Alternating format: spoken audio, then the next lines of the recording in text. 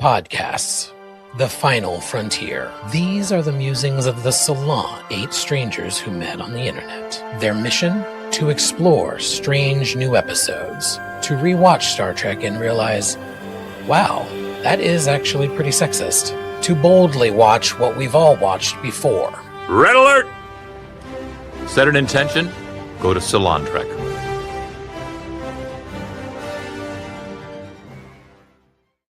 Ahoy, hoy, friends.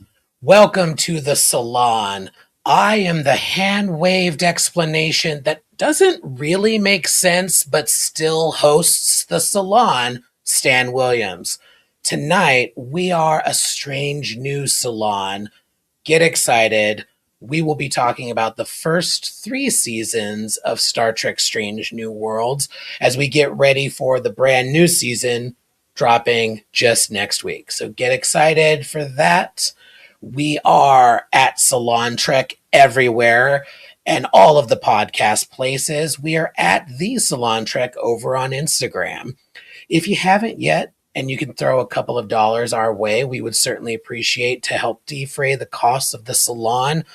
Over on patreon.com/Salon Trek, you've got a bunch of different tiers, including for just $2 a month, you get included in our end credits. So get excited for that. For $5 or more, you're a child of the 5th house. And not only do you get the Binar Benefactor benefits, but you also get bonus episodes. We're going to be recording a couple this weekend, and they are always a blast. And I am always blasted during them. So get excited. We are also playing Star Trek Voyager Across the Unknown Mondays at 5:30 p.m. So you can join Will and I just being an absolute chaos goblin all across the Delta Quadrant. All right. Let's get strange. Let's get new. Let's get into a new world. Let's beam in our crew, starting with my co-host, my number one, Trevor. Absolutely. Hell yeah. What's up? So many things. And speaking of up, here's the empty chair that is Will. Good evening. And welcome to the Salon. No, I had to get a towel. I'm so sorry. I didn't think it was going to be that quick.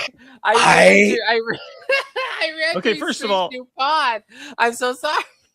I need you to cut that because I didn't know it was going to be so quick. I had to grab a towel. I want that to just be a short streaming for the rest of eternity. Oh my God. Okay, anyway. Problematic gay alert.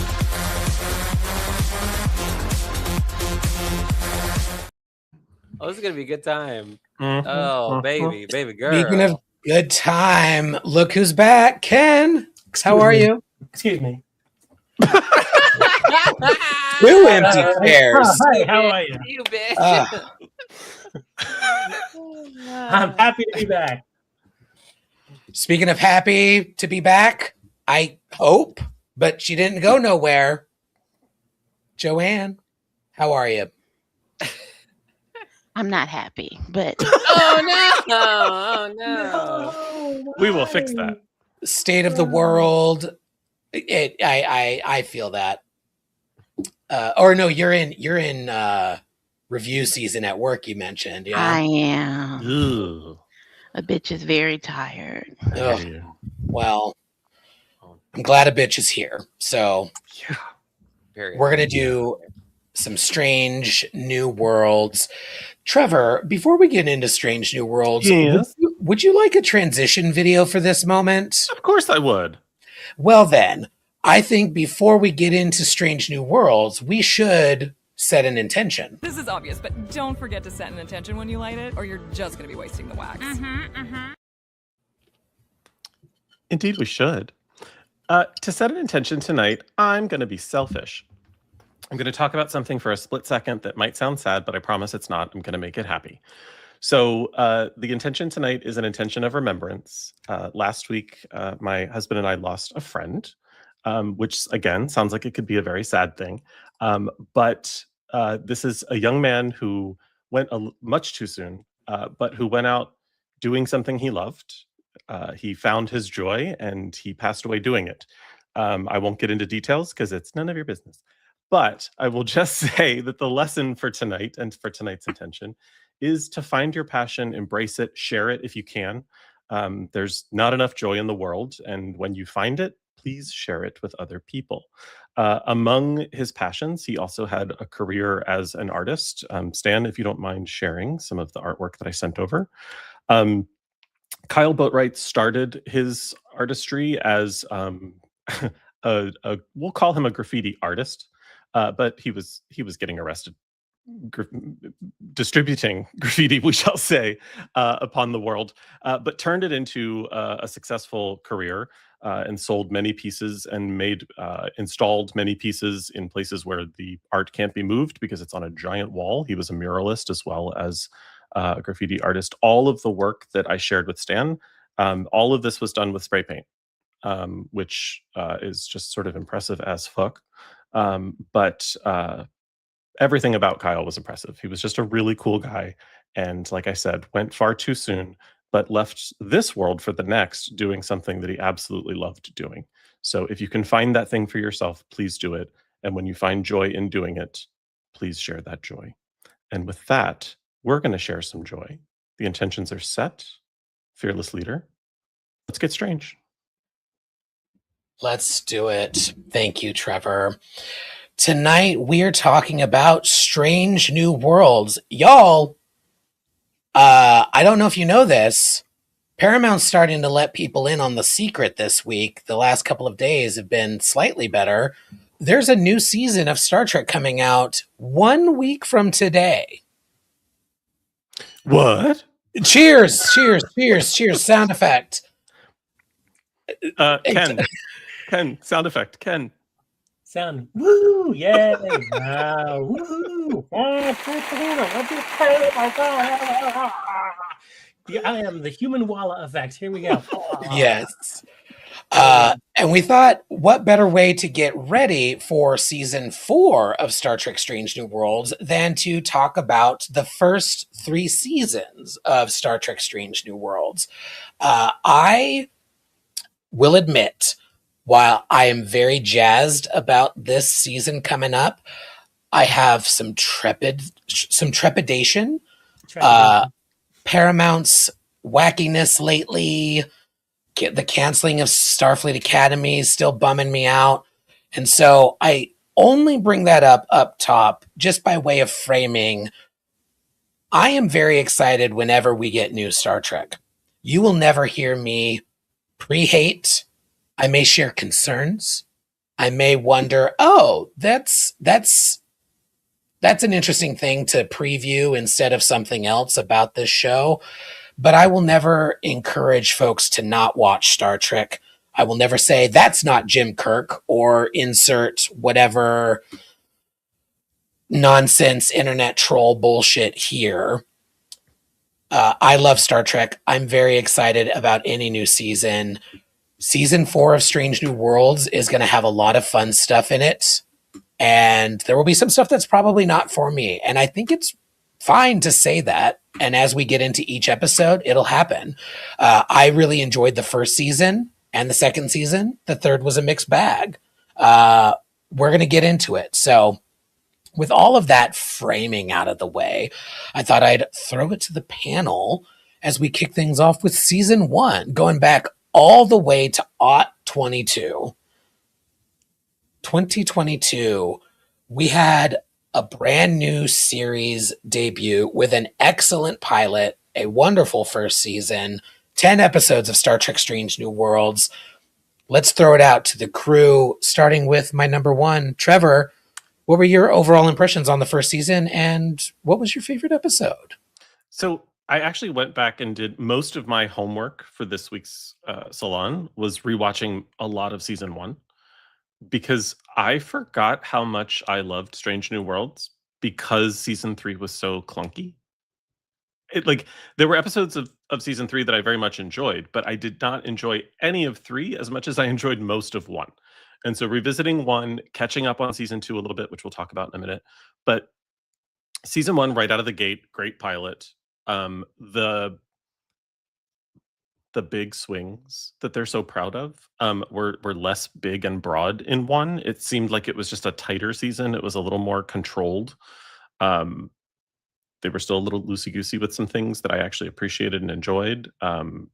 Again, if you go back and watch us talking about season 1, like, we wanted more Una, and we still do. But for the most part, it was a well-executed season. I've also, I shared this with one or two saloners as this date quickly approached. I've started watching Strange New Worlds with a completely different perspective. I no longer watch it as the prequel to TOS or the sequel to Discovery. I've renamed it in my brain as Star Trek Uhura, and I've decided that I'm watching the character who was perhaps one of, if not the most impactful and influential characters in Trek, who had the least amount of development in her original run, be flushed out. We're getting the background of this character. And if I look at everything happening, even when she's not in the scene, even when the episode's not about her, when I watch the things that affected this woman and made her decide to stay with this particular crew for her entire career, at least until she became a captain, according to the history shared in Star Trek Picard, I just enjoy it so much more. Like I said, didn't dislike it the first run through, but I've just found a new way of watching it that is bringing me joy, as I mentioned during the intention setter. So I'm sharing it. But those are my thoughts on season 1 so far. And did you want to kick off a favorite episode? No. Then don't. Then don't you even dare. Someone else. I'm kidding. I will say it only because I don't know that anyone else will take it, because it was hard for me to pick an actual favorite. But I think I'm just going to steal the pilot and stick with it. Like, I really, really, really enjoyed watching it first run, watching it many times since, and then this week when I started watching season 1 again. It's just a banger of an episode, and it does what it sets out to do without being like a, hey, everybody, we're a new show. Did we tell you there's a new Star Trek show? By the way, this is a new like, it's not a 2-hour movie. It's like, let's just get to the point and move this along. And it does a really good job of setting up Pike's inner trajectory without clunking us over the head with it. And so that's my story, and I'm sticking to it. Yeah, it does an excellent job with exactly like you said, it introduces new characters. It reminds us who some older characters are and where they're at in this show. And they do an excellent job weaving in his inner turmoil that we know is going to come. And he also knows from Discovery season 2. So it's a really great job there. It's also crazy rewatching it, knowing what happens to Patel. Like, going back and seeing her just wake up and have some eggs, and I'm like, "Ooh, girl, no, you're gonna be a hood ornament soon." So that's weird. Also, but I loved them watching The Day the Earth Stood Still. Yeah, that was like a cute little, and I don't know. There's something about the house that I really dig. His cabin, like the idea that just, in the 23rd century where all of this technology is available, he's still just chilling in what looks like a cabin in 2021. 2022, like it doesn't look there's just something jazzy about that I like. But anyway, I'm rambling, I'll stop. Did anybody else have a favorite from season 1 other than the pilot? Will? I love the finale. I think Equality of Mercy is great.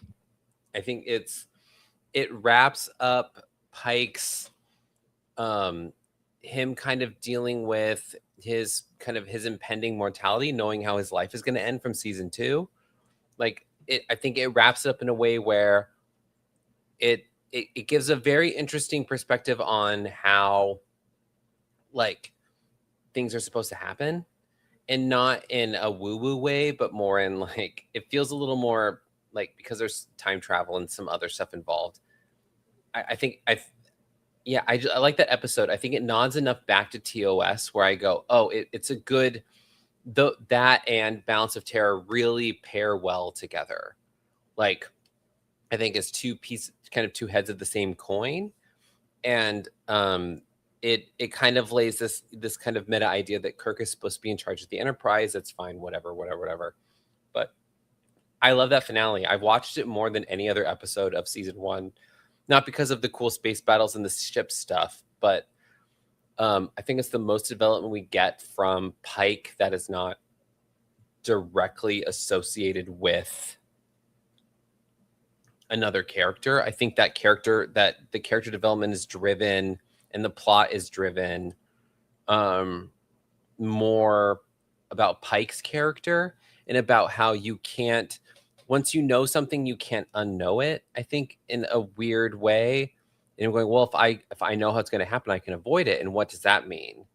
And I think I think it's the best character development of that character. We don't get much else, which is unfortunate. Even the stuff with Patel in season 3, I don't think it holds the same weight because it's less about him and more about his relationship with Patel. Yeah, I also love that episode for a couple of reasons. I think it bookends the season really well. It's hello,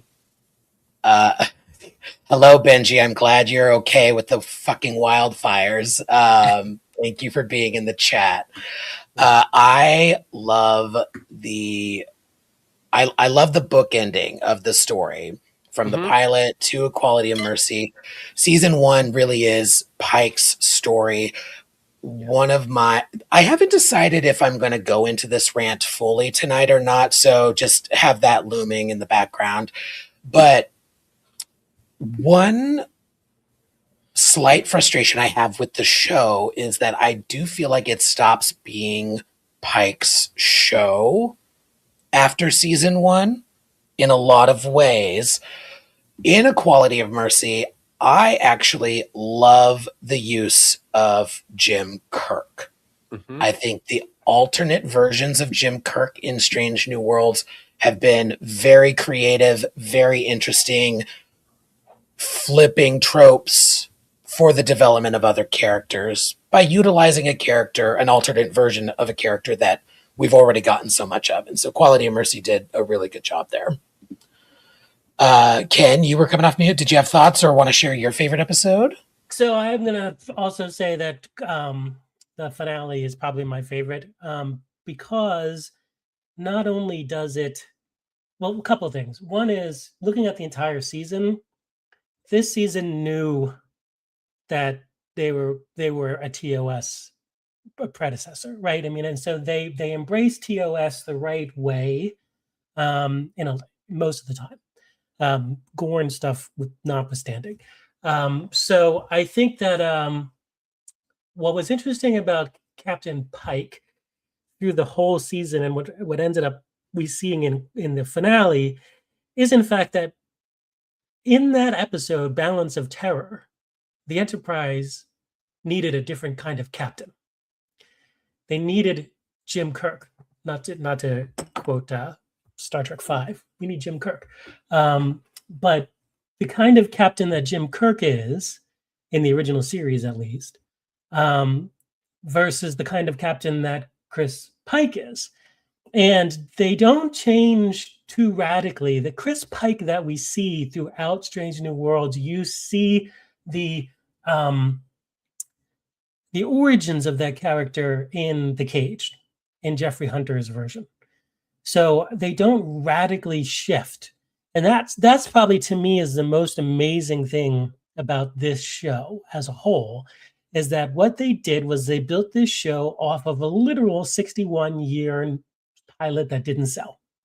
And they did a great job holding on to the integrity of the characters that they chose to focus on from that pilot, from The Cage. And it's very true that, for 60 years, there's been this argument that Captain Pike from the Menagerie and Captain Kirk from the original series, there's been arguments about who the captains are different and more intellectual, blah, blah, blah. That's been going on for 60 years. This show embraces it and does a great job of underscoring how different yet incredibly powerful Christopher Pike is. And then also does identify in Quality of Mercy how radically different Jim Kirk is. And in certain situations, you need a Kirk. and in certain situations you need a Pike. And that, I think, is what this episode, the finale, certainly showed. How Jim Kirk is sort of identified and characterized through the rest of Strange New Worlds is another discussion, but that, I think, really is what the finale helped underscore, was how radically different Pike and Kirk are, two very different captains, and two very important captains, and two great characters.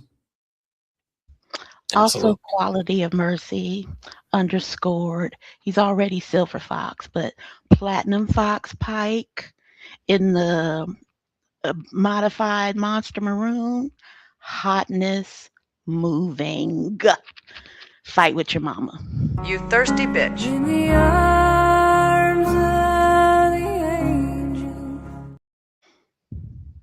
But my favorite episode is Children of the Comet.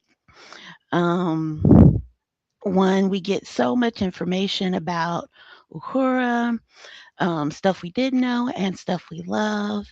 I liked the themes it explored, and just the peek into, what should we do, what shouldn't we do, the hubris of Starfleet sometimes. It was just a really good episode. You saw focus on some other characters. They were using their skills and talent and science their way out of, the problem. I thought it was good for what season 1 to me, part of me, is a flawless season of Trek. I didn't find anything wrong with it at all. So, yeah, job well done. That's a beautiful episode. Having Celia showcasing her musical talent along with highlighting the character where she's starting from. Like Trevor said earlier, and we all know, Nichelle Nichols did not get the screen time she deserved. She didn't get the character development that she deserved and that she was certainly capable of. She was an excellent actress and a wonderful singer and performer as well. And so I think Celia, especially in that episode, really highlights like the beginning of the character. Like you see some of it. Like Nichelle was able to do so much with so little. And I thought in that episode and in the first season and Celia throughout has really done an excellent job of making the character her own in a way, but also still honoring Nichelle and what's come before. It's a beautiful choice. It's really believable, her performance. Like you can see how she becomes Uhura in like Star Trek 6. Like you can see it. Like I love her performance as Uhura, especially rewatching the first season. She's clearly the standout. I think Anson Mount does a great job as Pike, and Ethan Peck does a great job as Spock, and Una. I'm sorry, I've been drinking. Cheers, everybody. Yeah. Anyway, everyone does a great job, but I think Celia really brings something to Uhura that I think is different. Like I think she understood the assignment, especially in season 1, and her role as a young Uhura. Everyone kind of finds it, but I think she really takes it and runs with it. So I agree. Yeah. I feel like she didn't have to find it. I feel like she showed up with it. Like she didn't find it; she brought it. And Yes. There's something beautiful about the fact that it didn't have to evolve. It's like when we meet her, that's our Uhura. Like she will become that person. And I know I just said this in my setup, but I have to reiterate, like this person chooses to be on this ship with this crew for the rest of her career until she gets her own ship. That's weird unless we understand the why. And the original series, the TOS alerts on this fucking episode. This whole episode is a tosser. I know, but I haven't thrown it up, but there you go. Trying to keep track. Don't even bother. I'm trying to keep track, but I'm just going to read it out as like a kabillion. 1 million. But a million. The way that they're building the explanation here that they didn't in TOS and in the movies of like, why is this person remotely interested in staying in this place? And we really get there in season 2 with Subspace Rhapsody, which we will talk about when we get there. But like just it's again, it's Star Trek Uhura. And if everyone go back and rewatch it from that perspective, and I promise you it's going to feel different. It's just going to land different. Even if you love it already, you'll love it just in a different way. Yeah. I think that's a really good point.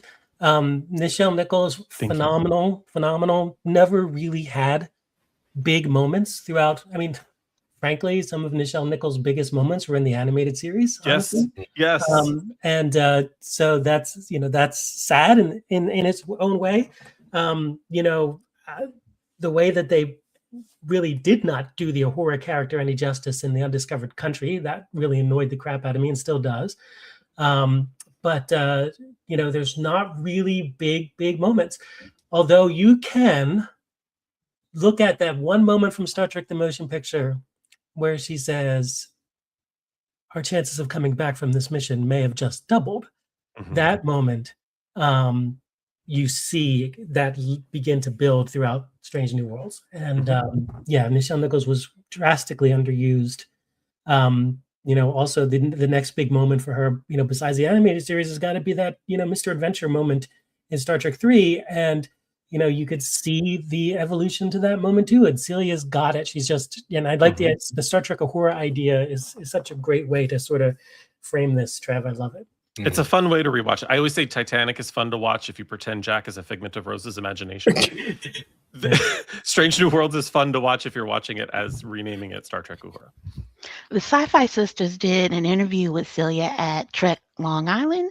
I think that was amazing. And if you have a chance to watch it, if you haven't, I encourage you to, because when she auditioned, she truly didn't know she was auditioning for Uhura.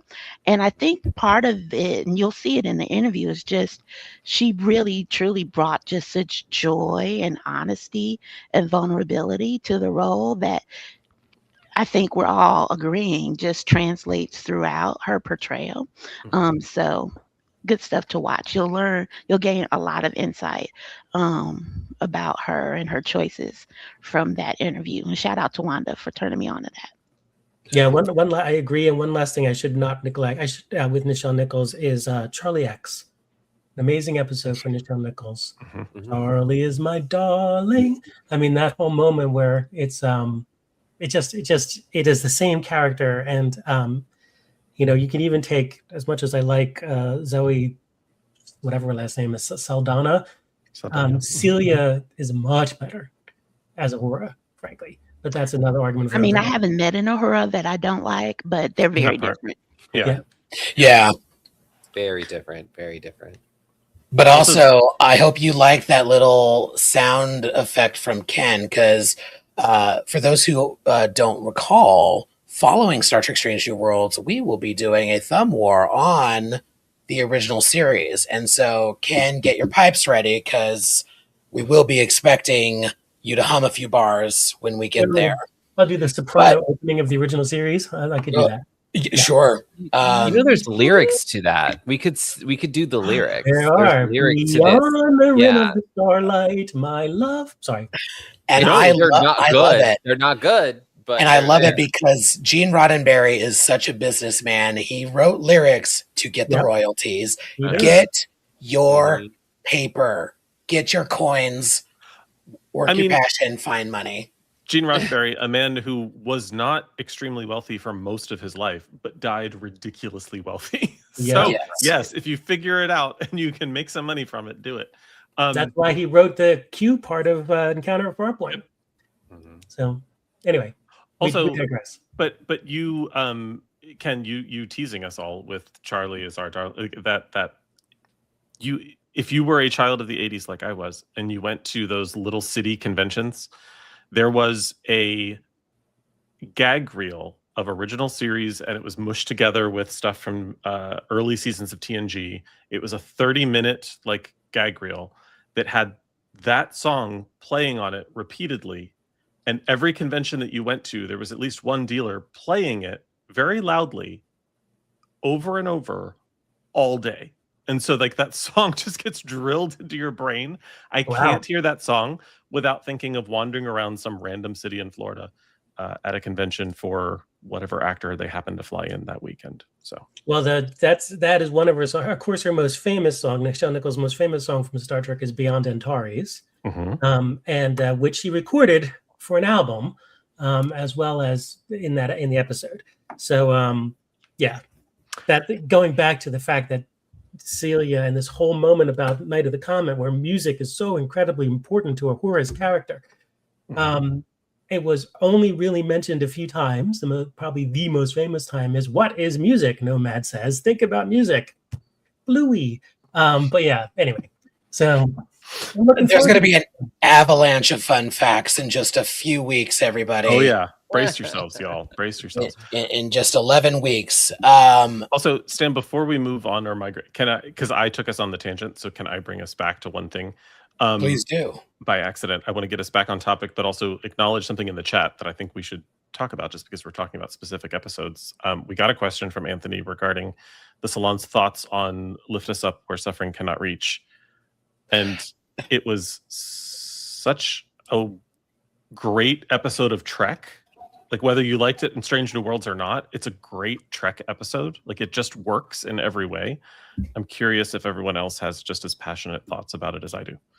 Well, you'll recall, perhaps, that you and Joanne in particular took me to church because I struggled with that episode on first watch.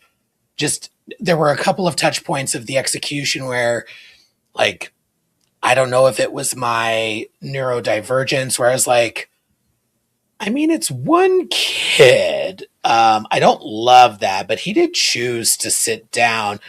And you all were both like, no.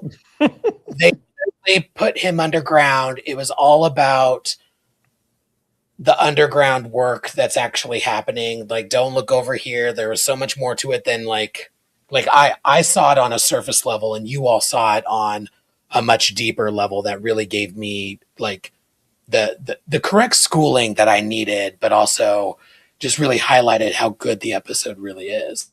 What you're actually saying is your conscience looks like me and Joanne. It does. That's fine. As it should. And for different reasons, you all are the angel and devil on my shoulders, depending on. We trade outfits. Yeah. You guys trade out depending on what it is. Fair.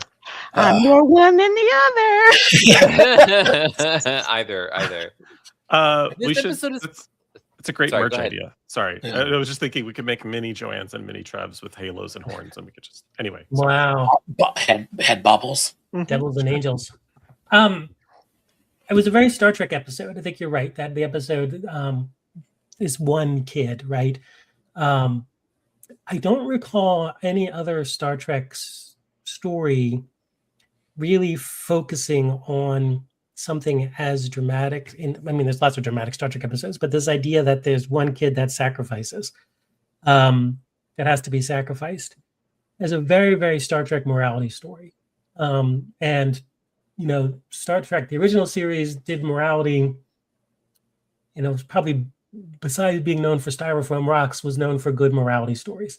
And I think that's Strange New Worlds. Another thing that we should mention that Strange New Worlds picks up for the most part with TOS's model is episodic, right? Unlike the many arcs that other shows do all the time, they made a conscious effort to say, we're going to do the TOS kind of episodic story.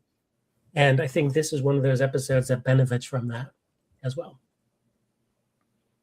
I agree. Will, you were going to say something about this episode? Yeah. It's funny, this episode, like, rewatching it, I found I think I don't remember my response, but I was kind of in the camp of like, is it the idea like letting a culture be itself, like this is what they do, like that kind of, there's a word for it, but the determinism of that culture, like this is what they do, they believe this, like we can't involve ourselves. This time I watched it and I went, it didn't hit as much. It was kind of strange. I feel like it pulls its punches in a lot of ways. It kind of dances around the subject in a way where this rewatch was very interesting because I knew I had a feeling we were going to watch this, so I sat and watched it while unpacking. And this one is interesting because this child, while based on the Federation and Starfleet's kind of ideals, does not have the same agency as like an older person. but this child made a decision, and then he kind of does but kind of doesn't, but he's cool. It's weird because I watched it going, I feel like they pull a punch somewhere, and I found it kind of reductive of other stuff. Like it felt like I saw this episode on another show, another sci-fi show, someone else. Like it, I don't know. This one didn't hit as much for me. I think it's a good morality tale, but I feel like for some reason it was like, oh, this should have been a TNG episode. I think It the pulls a one punch. thing It that pulls a punch on it. Like I agree. It says nothing. It tries to say, it tries to to create an even playing field for both sides to speak, but the episode itself has to say something. And it while it doesn't need to take a side, it needs to take like, it needs to lay kind of, this is the morality of which we are viewing this. Do you know what I mean? Yeah, for me, pardon me. This was there was a very similar Stargate Atlantis episode. I don't know if that's what you're thinking. But there was a very similar. Yeah, I think that's what it is. There has to be something else that I remember of this. Like it's felt reductive. But pardon me, this one did a really good job. Again, different perspective. Like I wasn't looking at the lesson it was trying to teach me. I looked at the lesson it was trying to teach them. And it was, if you're to embrace the Prime Directive, this is what you're embracing.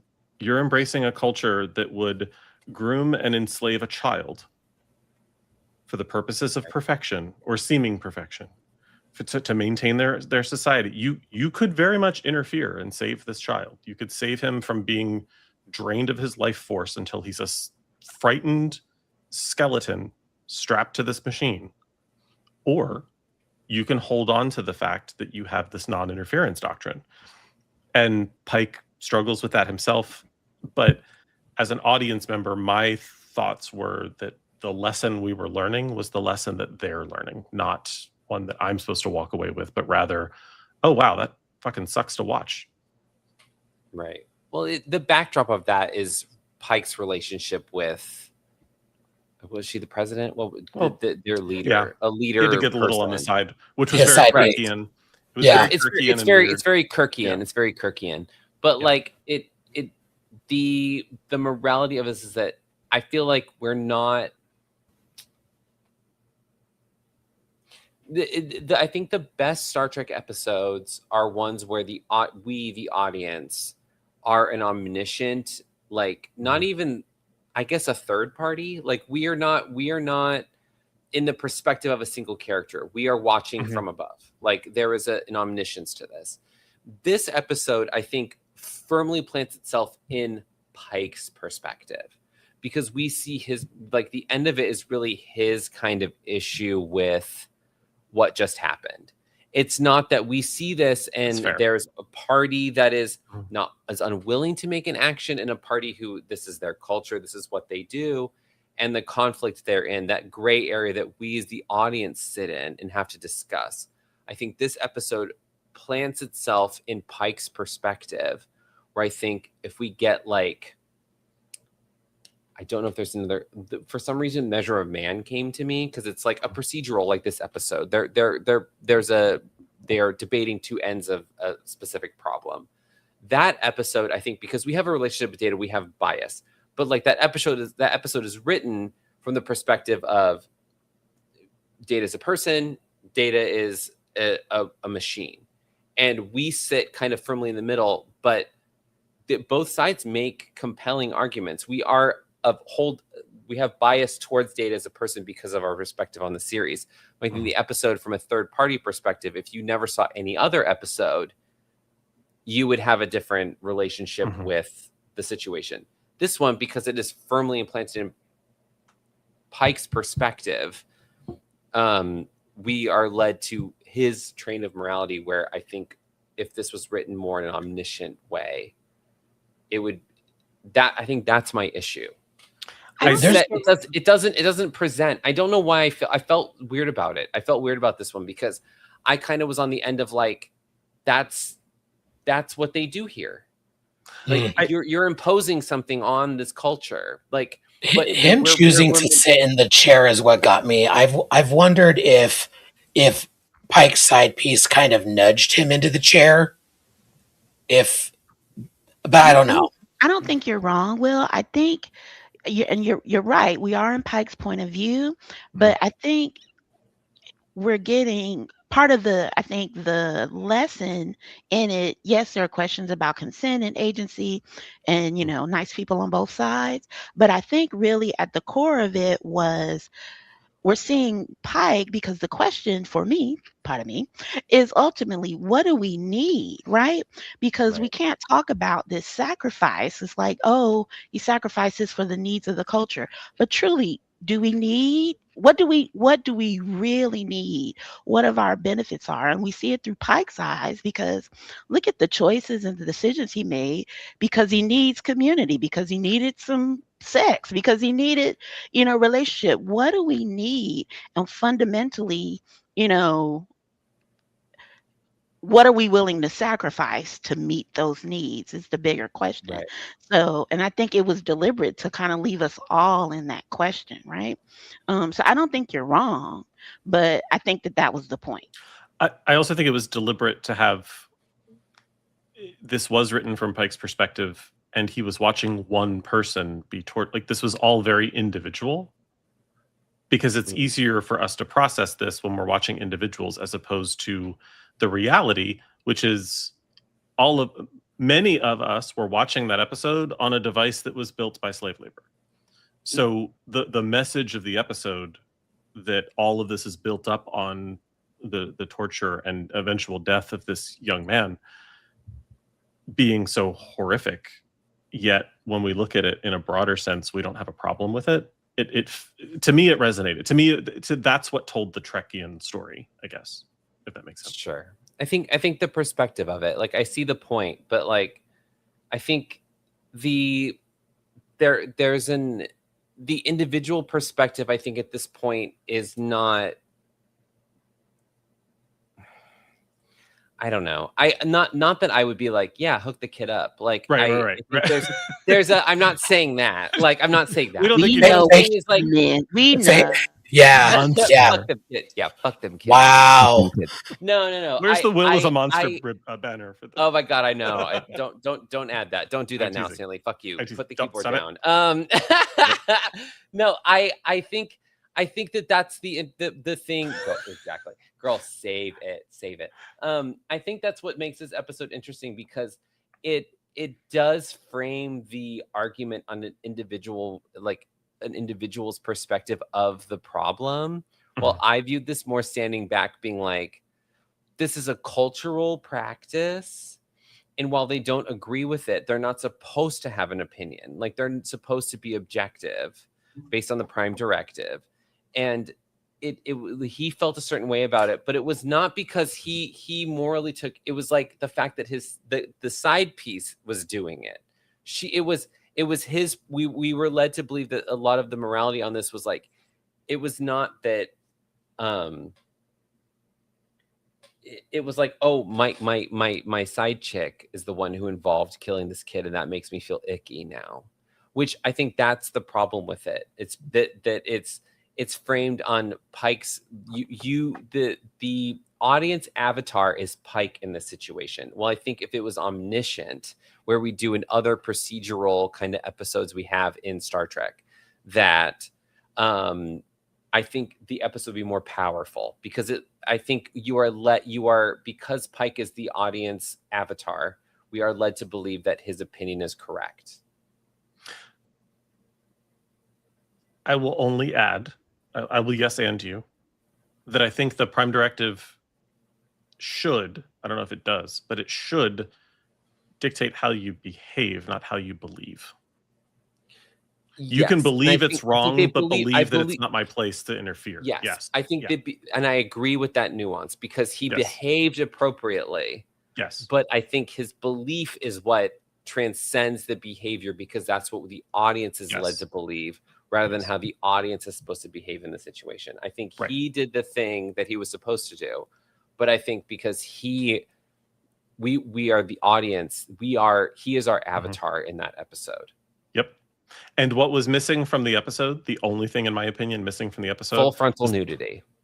Okay, the second thing that was missing from the episode was the conference room scene that TNG would have done, which was this conversation. Yes. I needed a conference room scene. I needed like another one with like yes, it needed a conference room or like a good like captain's like office moment. Like it needed a Yep. You're right.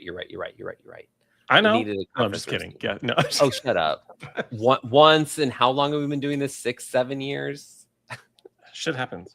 We're coming up on 4. It feels wow. like 6 or 7. Feels like 6 or 7. Bitches. I want to share my favorite episode because it hasn't come up yet, and it's the best of the season. Just kidding. But it is my favorite episode for so many reasons, including and especially for. Can I say it before you do? Please do. Is it the Serene Squall? It is. I knew it. If Captain Angel does not return in season 4, we riot. Captain Angel was such a fun, incredible character. And that's on you. I like just so fun, great inclusion, not hitting us over the head with it, but having trans actors, non-binary characters, having this really interesting character study of Spock from Captain Angel's perspective, having that back of head moment of Cybok, which, by the way, Will and I have talked about this. The gag would be if they had Cybok in Strange New Worlds and it was played by the characters played by Zachary Quinto. That would be the gag. That would be a gag. That would be incredible. I don't love when they skirt around canon, but I would like that. And it would require that Jim Kirk not be in the episode because Jim Kirk doesn't know that Spock has a brother. You mean a brother? Brother? Anyway, Serene Squall is so fun. The only thing I don't like about this episode is my girl Una should have been shooting pirates left and right. I think like I needed her to hit more of those pirates before she got taken out. I get it. But I do love that her and Pike's relationship got some fun moments on the Serene Squall where she's like, oh, we're going to do a Atrion 7 or whatever planet they said. Like it further highlights that they know each other. They have a secondhand language with each other. One of my knocks about the first season is not enough Una, and there's a lot of telling us she's the best first officer, not a lot of showing us that. Although Ghost of Illyria does an excellent job.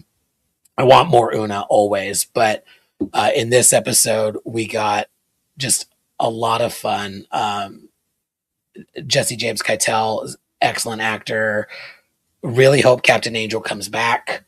It was just fun piratey stuff. I like it when Strange New Worlds takes a swing. It doesn't have to be a big swing, but when they take a swing and they do something silly, this is really fun. And I don't mind the exploration of Spock at this point because while we had so much Spock in the original series and in the movies, how this bi-species character got to where he is I think a lot more interesting than how a human character got to where they are, especially when they were the lead. But in this episode in particular, Ethan Peck, who, by the way, probably a controversial yet brave opinion, is my favorite Spock.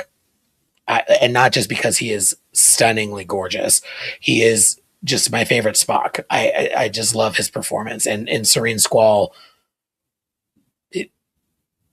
it's not too much. Like they're not like my criticism of the show has been that they're trying to play with Kirk and Spock too much. This was not too much. This was just right. You mentioned it as an exploration of Spock, and do you know who would also like to explore Spock? Me. I want to explore him. I want to explore Spock. Problematic gay alert.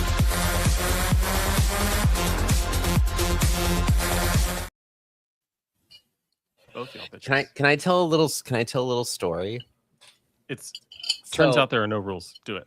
Okay, great. This episode is just Transition us into season 2. Sure. So this is before I moved from LA, and Stanley directed me to an improv show where at the time, Oh, that's right. I remember this. Jesse James Keitel was dating an acquaintance of mine, and we saw them together, and I panicked because I find the person Jesse was dating very attractive, and I froze. I will not mention that person's name, but join the Patreon and we'll tell you. I'll tell you in the Patreon. I'll just create a video. They may or may not still work at that improv theater, so there's your clue. They are, again, very talented. They are very attractive. Good on Jesse James Keitel. I mean, they're both gorgeous. They're gorgeous.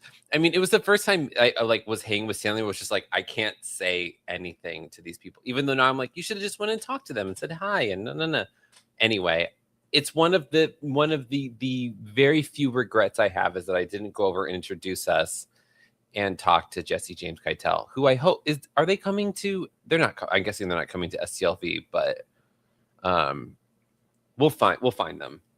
But anyway, I just want to say that we had a moment and I fucked it up, so I will live with that forever. So I have this. I think I told you guys a story when I was at a convention in New England back before Strange New Worlds, and Ethan Peck was there, and he had no line. He had just started as Spock. It was like he was just there for a couple of episodes. Literally had no line, was standing by himself. And then he and I were on the elevator together going up to our respective rooms. We just rode an elevator together. And I just have this image of what the Salon would do if we were all on an elevator together with Ethan Peck. So, listen, twice on every floor. Yeah. That's what we would do. Until my warp core breaches. Push it. Problematic gay alert.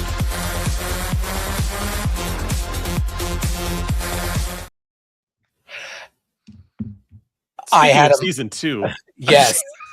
Sorry. I was going to tell another. I was going to tell another anecdote, and it's just going to make me sound even weirder than I already do. So, season 2 of Star Trek: Strange New Worlds, we got more Una. After they tried to take her away from us at the end of season 1, we get her back, but not quite right away. We've got the Broken Circle first, and then we get that amazing episode, which may or may not be somebody's favorite. So, Trevor, let me kick it to you again to kick off the discussion about season 2. What were your overall impressions of season 2? And give us a favorite episode to start discussing. So my thoughts about season 2, stronger in some respects than 1. But because it took more risks, I feel like there were a few more failures. And when I say failure, I still enjoyed season 2. Like there's no episode standing out for me where I'm like, that was objectively awful. But I feel like the highs and lows were a little higher and lower, we'll say, than in season 1.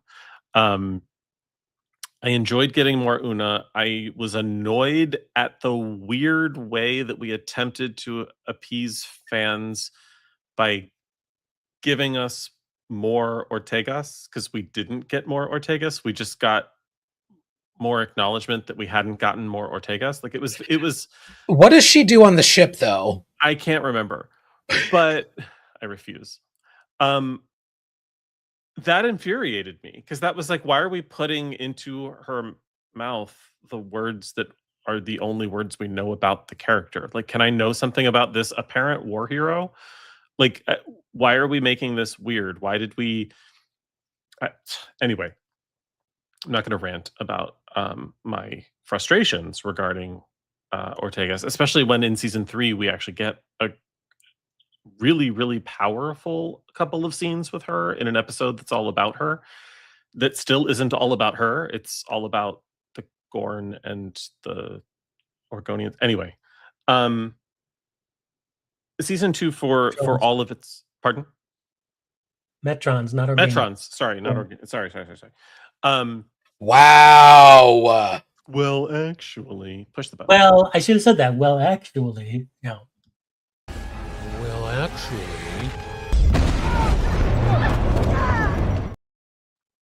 Fair enough. Even though I deserved it. The highs and lows were highing and lowing. But I gotta say, one of my favorite episodes of Star Trek happens in season 2. And it's those old scientists. Like, I fucking love that crossover. I love that both of those shows happened to be on at the same time, so that crossover worked. I love the way that it was worked into the plot of the series. I love that it wasn't the other way around, that we didn't get Strange New Worlds in Lower Decks, that we got live action Lower Decks, which I'm going to make up some words here, like further canonizes, I mean, canonizing is a word, but like further canonizes Lower Decks. Like, yes, it's animated, and if you don't watch cartoons because you don't like cartoons, it's still Star Trek. It is canonically Star Trek, and these characters exist in this Prime universe. And it's just fucking hilarious. Also letting two actors improv for the first time in Star Trek gave us some of these most delightful jokes. So yeah, overall, I really enjoyed the season. I think season 1 was more consistent, but season 2 might be a little stronger just because it hits some higher highs. And definitely those old scientists ranking among probably my top 10 for all Trek. Shall I toss it to someone specific? Or shall you toss it to someone specific? If anybody has thoughts on those old scientists, I agree it's a great episode, but let's toss it to Will for his thoughts, and then your favorite episode. I think this is I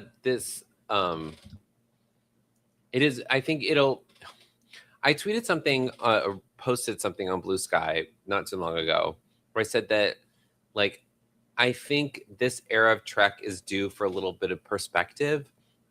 And I think people, once we get a little bit of distance away from this kind of 10-year chunk before we start our next era of Star Trek, I think this era will be looked at a little more, hopefully more fondly. But I think specifically these old scientists, I think from when we saw it to when, like, now, I think it will go down as one of the best episodes of Star Trek. Like, I think it is up there. Like, it is in that S tier level of Star Trek because it does something that Star Trek was long to do and then did it. Not like a crossover, but I think it takes two series that should not have worked together and puts them together in a way where I think it creates a wonderful energy. It creates a, like, the story makes sense. It's like a great episode of Star Trek. And I think it does everything it's supposed to do. But I think what I like about it is it could air on Strange New Worlds and also Lower Decks and be exactly the same. It's a great episode of Star Trek. But if I had to pick my favorite episode of this season on the rewatch, it's Ad Aspera Per Aspera. I think it is. We wanted more Una, but I think as a procedural episode, I think it does what it's supposed to do. I think it doesn't go as, it pulls its punches because I think sometimes the show thinks the audience isn't that smart. I think they have dug a little more into the law end of this, like kind of how, if this is like the comparison is Measure of a Man, like I think that's where this kind of the pantheon of this lies. I think it's comparable in a lot of ways because we get a couple of versions of this. You know, we just did the last season of Voyager and it has its version of Measure of Man about 5 years too late. But I watched this episode and I went, oh, everything about this is great. We get really cool story, some interesting relationships, some cool stuff with Una, but I think it raises a lot of questions about how, even though that this show is in the future and it's supposed to be a utopia, that there's still work to be done. And I think that's the message I took away from it was that even though someday we'll get to our Star Trek future, like hopefully we get there, that we shouldn't be lax in our morals and continue to push forward. I don't know. I like that episode a lot. Watching it again, I think Rebecca Romaine I think she's such an underrated actress. She's phenomenal. She's a wonderful actress. And I think this episode really shows it. She plays a lot of nuance in this that I think would be difficult. So anyway, that's my favorite episode. I love this. I love Ad Astra per Spera.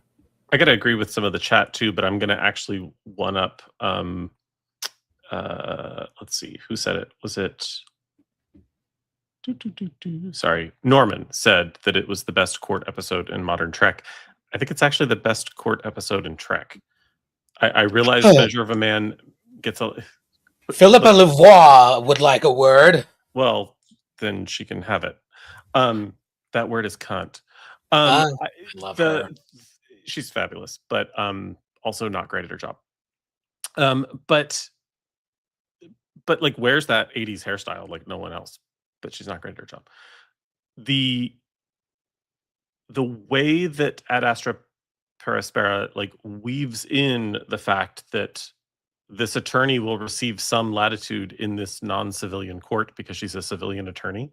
Like there are just layers to the performance and to the plot choices that like in TNG and in Measure of a Man don't work because we're like, oh, well, Picard's just giving a speech. It's fine because it's Captain Picard.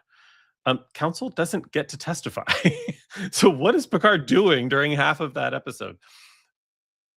There are many wonderful things about Measure of a Man, and I think it's a beautiful episode, and I love it as an episode of TNG. But in terms of court episodes, the way that they deviate in many respects with regard to like how the procedure should actually work, but it's woven in such a way that it feels much more accurate and it feels like it's a hearing based on determining whether or not this procedure and this process withstand legal scrutiny versus we're deciding for all of the Federation whether what is and isn't a person. Like that wouldn't be decided by Philippa Lavoie in Sector. It would be a much larger proceeding, and so it just works in many ways, including the performance of not only Rebecca Romaine, who's brilliant in it, and Rebecca does a wonderful job of performing small, but she is the second best actor in this episode, the best being the guest actor, whose name I don't recall. Yetidi Badake. Yetidi Badake, thank you, who is fucking brilliant. And if Star Trek were to get Star Trek JAG, I would want it to center on her as a civilian main character who frequently represents or engages in Starfleet Court. Hell yes. That actress is brilliant. The character is brilliant. And I want more of her and her entire wardrobe. Laws are threats made by the dominant socioeconomic class. And I love Nira calling the Federation out on their bullshit. This used to be illegal. That used to be illegal. Using another real world example, like what's going on right now in America, people are like, oh, well, there are laws. I don't give one flying fuck why somebody is in this country. This country, my country that I am proud of some of the time, can be and has been a lot better in so many ways while being royally fucked up and needing to be reminded that it's royally fucked up. I don't give a shit why somebody's in this country. I don't care that they're here legally or not. They are human beings, and the way that this administration is treating them is fucked up. Laws are threats made by the dominant socioeconomic class, and something being illegal does not make it finite. And Nira's amazing.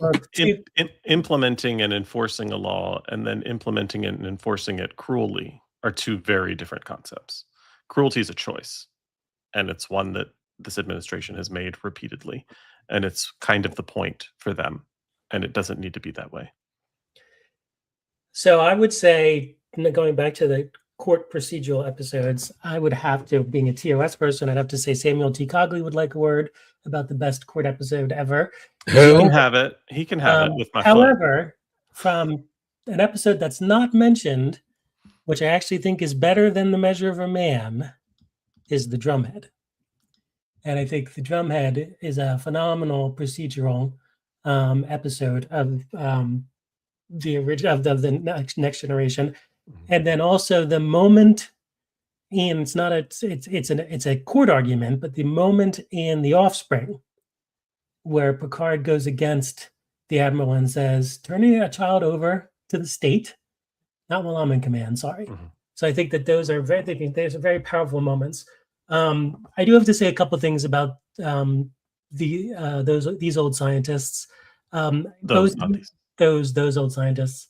Well, actually, so our old scientists.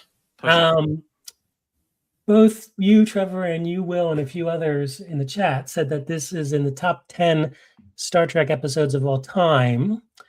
It's an interesting comment. I don't disagree, but I think it's interesting because a Star Trek fan would probably put it in the top 10 Star Trek episodes of all time because they're a Star Trek fan, or TOS nerd, as Joanne called me previously in the chat. For the same reason that Trial and Tribulations is considered a great episode of Deep Space Nine, but is it a great episode of Deep Space Nine because it's so inside baseball with Star Trek? And is those old scientists a great episode of Star Trek because it's just insider baseball with Star Trek, as opposed to a show like, we were just talking about, the one that, which I can't pronounce, I can't remember the name of it. The second one, the one that we just Ad were Astra talking about. Yes. Thank you. That episode has moments that are universal to anybody, whether they're a Star Trek fan or not, will really enjoy the elements of that episode. And you could talk about things like, City on the Edge of Forever and some of the other ones that are considered top Star Trek episodes ever. And I'm just playing devil's advocate. Is Those Old Scientists considered a great episode because we are all Star Trek fans and we're geeking out on the nerdism of it all? It doesn't matter. Well, first off, fuck you. Second off, I'm just kidding. I see your point. I say no. I think you don't need to know that. I think these old scientists, I think at this point, if you don't know what Star Trek is, you're living under a rock. So I think there's that point. But I think you raised a good point. I think Star Trek oftentimes is best when it references itself. But because people understand what Star Trek is, I think it's still a good episode of I think it's still up there. I think it's make the references of it, what it says in it is not like, you're getting the relationships because the writing is good, the acting is good. So you see that Boimler is like fangirling over Pike and Una, but you don't need to know who they are. Like you go, oh, there's a reverence here. Yeah, there's the episode does a great job with it. Yeah, there's a little bit of insider stuff, but I think if you drop into it, you go, oh, you understand their relationships by watching it. And I think the episode this has been a perennial Star Trek argument for a while, and I'm just saying, to go back to the movies. I mean, a lot of people say that The Wrath of Khan was the best movie, but those are Star Trek fans, real ingrained Star Trek fans, who say The Wrath of Khan is the best. But then look at The Voyage Home, which was not too heavily into Star Trek lore, and at the time, The Voyage Home was the most successful movie of them all because it was more accessible.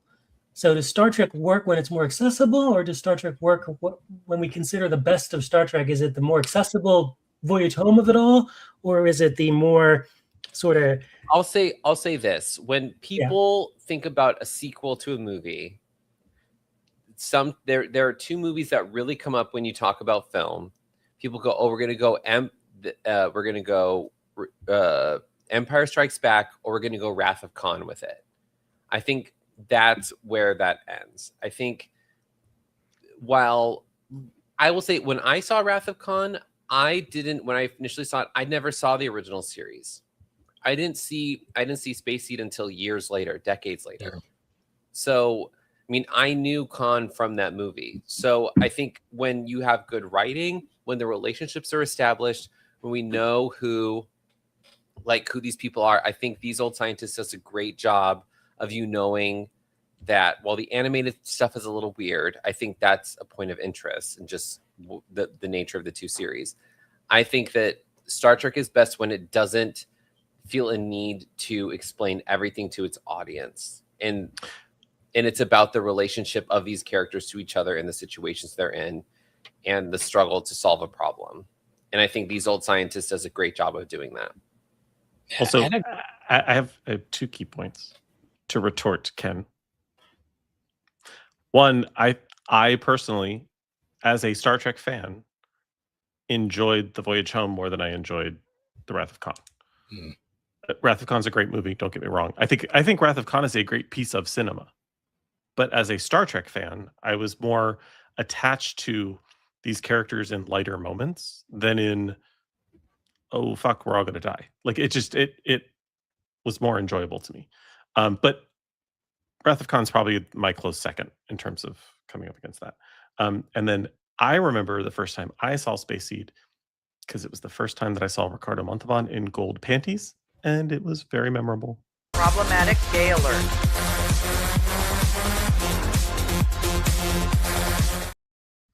May he rest in peace. Those Old Scientists, I think, is a really good example of entry points in Star Trek for folks, particularly in this new streaming era. Anecdotally, I know people who, like, Lower Decks was their first Star Trek. And I was like, oh, that's interesting. And like, how are you? And I know people who love it. And it's like, oh, if you go back and watch The Next Generation, there's going to be a whole new layer to that show for you. And conversely, I know there are some people who animated is not their thing, but really enjoyed that episode because it does a really good job of, like, I mean, it's hard for me to say this because I've seen all of Lower Decks, but I do think it does a really good job of giving you enough of, like, well, these are 2 people from the future of Starfleet. Like, if this had been Next Generation and think like Professor Rasmussen, like, initial premise is this guy's from the future, whatever his name is. I know. Berlinghoff Rasmussen. Sure. Rasputin. A perfectly normal name for a human. Absolutely. In the 26th or 22nd century. Not remotely suspicious. You know what would actually be hilarious is if we see that character in Strange New Worlds somehow. I know it's Does it have to be Max Headroom playing him though? No. Oh, right. No, I take it back. Anyway, Those Old Scientists was great.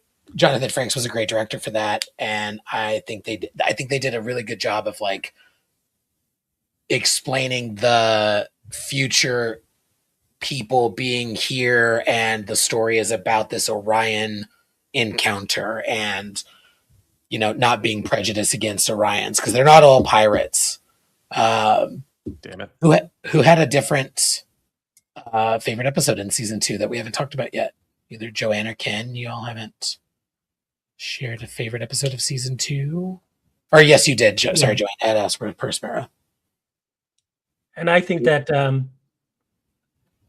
the one that really gets under my skin, but that wasn't the prompt. No, I know, but I mean, you've got to think about an episode. Favorite episode is a different kind of thing, but an episode that the pedantery from you today, Ken, is just it like my shields are collapsing. Go ahead. The most memorable episode in all kinds of crazy ways is Subspace Rhapsody.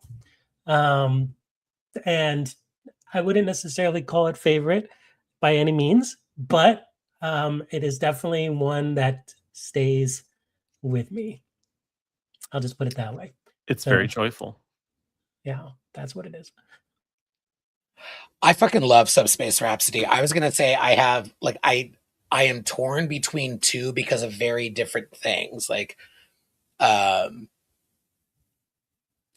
I'm breaking the prompt myself. I love Subspace Rhapsody because they give us as much bullshit science-y reason that they all have to burst out into song as any other Star Trek bullshit. Like anomaly, transporter, whatever, people are acting weird.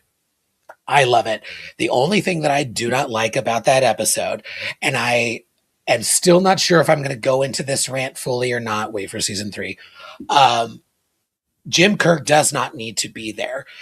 Jim Kirk being there does give La'an something fun, which gets me into my other favorite episode, which is Tomorrow and Tomorrow and Tomorrow. It's not the best. It's a little all over the place. It's kind of a weird swing. It's not a big swing. It's a weird swing. Timey-wimey bullshit. I love this use of Jim Kirk because he's an alternate version. He's a flip on the trope of using a woman character to develop him. He is there as a potential love interest for an original Strange New Worlds character, La'an Noonien Singh.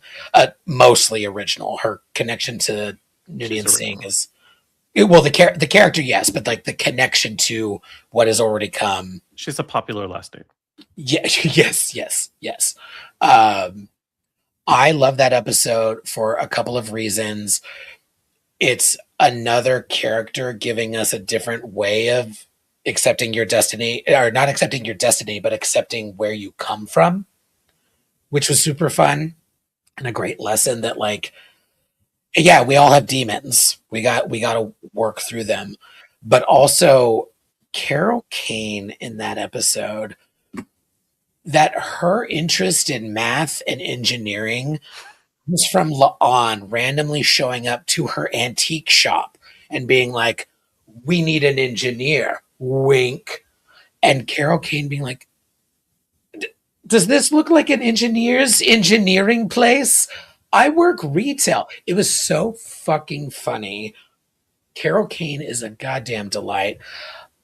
Broken Circle is a kind of a mess in a lot of ways, but Carol Kane in that episode makes it perfection.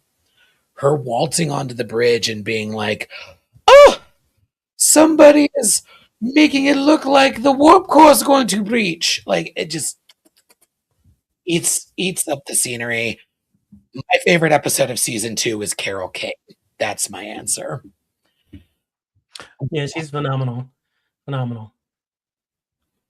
I actually love that Subspace Rhapsody exists. I don't know that I love everything about the episode. I particularly struggle with most of Una and La'an in that episode. Because it just doesn't feel like the best use of their particular talents. Yeah, the let's turn the gravity off and swing around the room is weird. To make a point. Right. Because that's a thing that people do. But I mentioned it earlier. If we're watching this as Star Trek Uhura, yeah. First of all, I'm sorry, but Uhura's first solo is fucking phenomenal. Mm-hmm. I will blast that song. It still makes me want to cry every time I hear it. It brings a tear. It's not just the lyrics, which are more than we ever learned about Uhura prior to Strange New Worlds. But it's Celia's performance of the song. It's the way that she just fucking owns every goddamn note. There's something about that performance that moves me in a way that I can't quite explain. There's a sadness to Uhura's backstory that we knew already by the time this rolled around, but in her emoting during the song and the way that she's explaining herself and her existence in song and in the lyrics, that doesn't need to be explained, but just fills you at the same time. It's just fucking beautiful. And if that's what if it took the ship spinning around a couple times to make that song canon as her expressing herself, I'll take it. I actually really enjoy Ethan clumsily singing with his it fits the character so well. Yes. And what is the is it, oh fuck, Bruce Horak? No, I'm thinking of the song. Is it Oh. System? It's not Status Report. Is it Status Report? Is that the Status name of the Report song? or System. I think it is. Anyway, you know what I'm talking about. It's a group number and it's great. It's the Yeah. entire company and it's Status Report. It's Status the Report. first. It was the first song is when they super break out. fun, super fun. Even for those that aren't talented vocalists, it still works. So yeah. Yeah, Anyway, I've said sorry. about Space Rhapsody that it is a great Star Trek musical. It's a decent TV musical. It's a terrible musical. Although I would watch them do any of those numbers at STLV and wish they would. Yes. But I'm sorry, even those that strain to be vocalists, looking at you, Babs and Anson, Status Report's a fun song. Yeah. I say it's a terrible musical because it is thematically all over the place because it's a great Star Trek musical. They're going to weave in and out of a bunch of different genres. But yeah, agreed. Yeah. Will?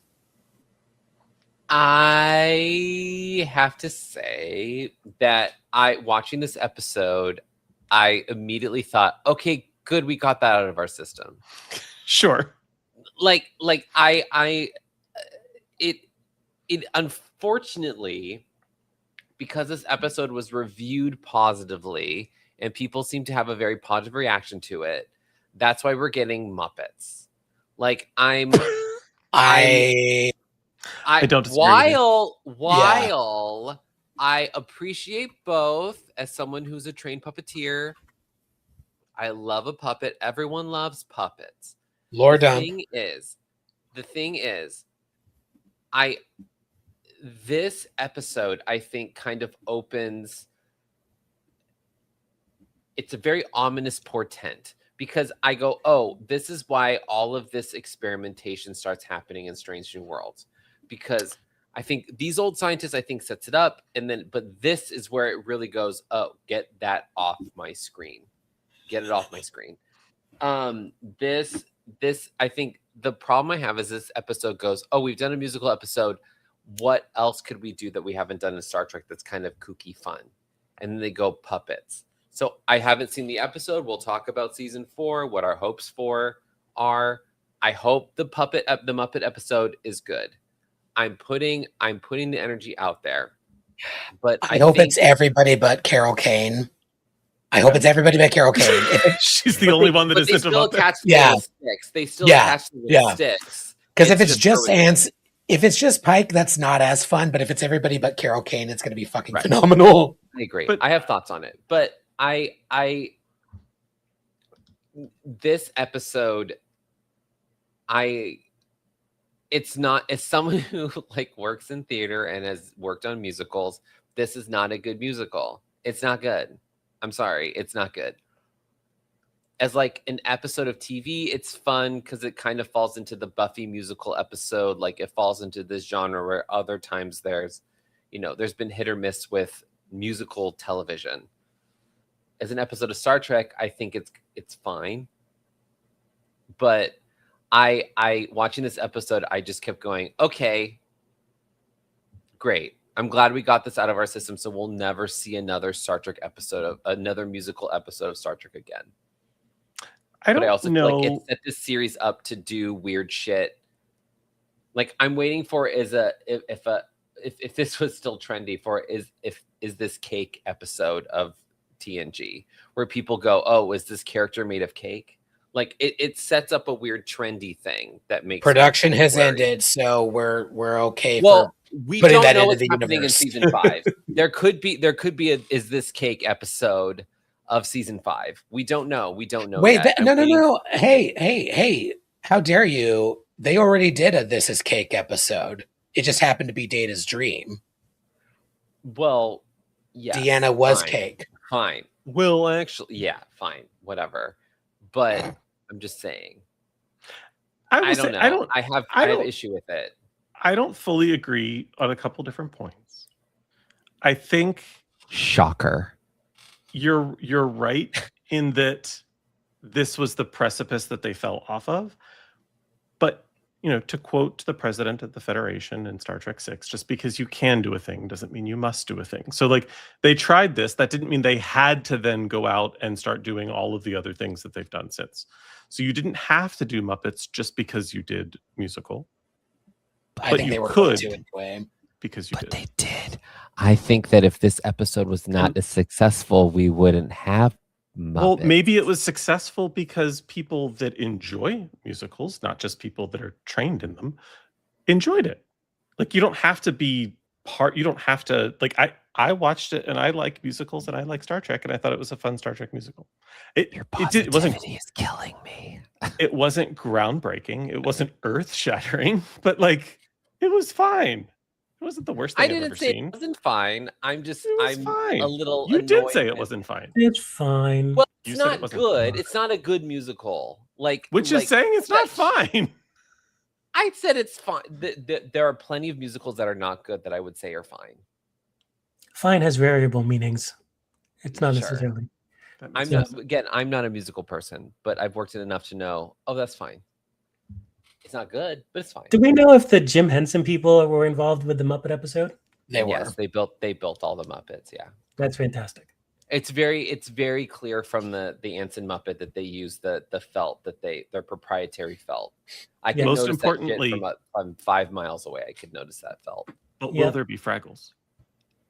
There better be. I need a puppet tribble or this episode is over. A puppet tribble. I I mean, we they should- kind of are puppets, aren't they? I think we should have Yoda. Yeah, Talk but I about want more. Warhammer. A Pribble? A Fribble?